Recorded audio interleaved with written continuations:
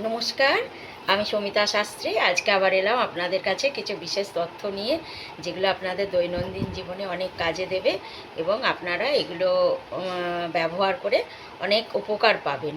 তার মধ্যে একটা বিশেষ দরকারি বিষয় হচ্ছে যে আপনারা যে ব্যবসাটা করেন, সেই ব্যবসাটার অনেক সময় কি হয়, মানে ভালো ব্যবসা চলে তো অনেকের নজর লেগে যায়, চোখ লেগে যায়, বা কেউ টুকটাকও করে দেয়।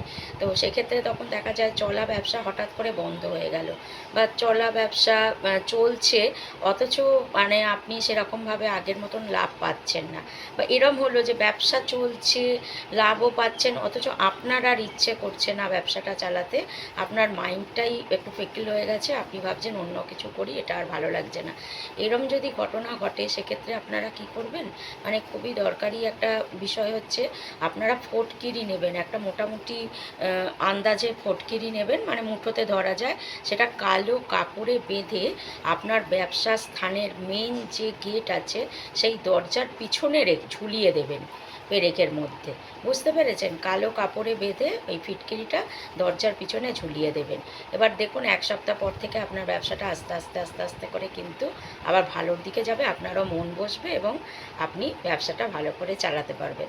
তো আপনারা এটা করুন, ভালো থাকুন, সুস্থ থাকুন। আজকের মতন শেষ করছি।